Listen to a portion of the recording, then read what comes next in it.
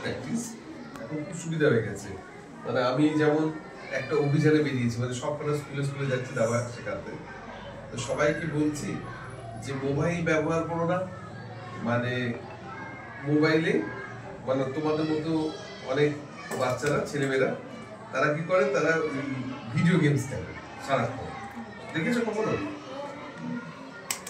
খেলো না কখনো, এটা খুব বাজে। খেলতে গেলে দাবা খেলো, ঠিক আছে? সেটাও তুমি মোবাইলে খেলতে পারো, তাহলে তোমার চিন্তা ভাবনা করতে শিখবে। আর ভিডিও গেমস একটা নেশা হয়ে যায়, চিন্তা ভাবনা হয় না, উল্টো মানুষকে ক্ষতি করে দেয় বাচ্চাদের।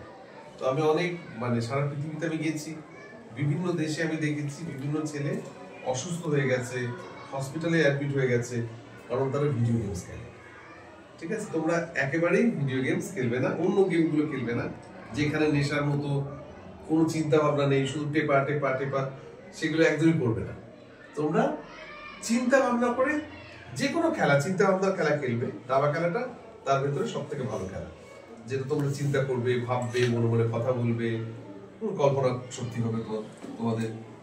তো এখন আমরা প্রত্যেকটা গুটির নাম আমরা পরিচয় করি, আর যার জন্য ইংলিশে তোমরা শিখবে সেটা হচ্ছে সারা পৃথিবীর লোকদের সঙ্গে তোমাদেরকে হয়তো ইন্টারঅ্যাক্ট করতে হবে।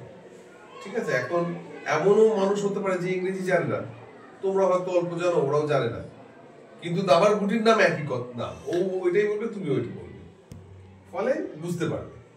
ঠিক আছে? এবার আমি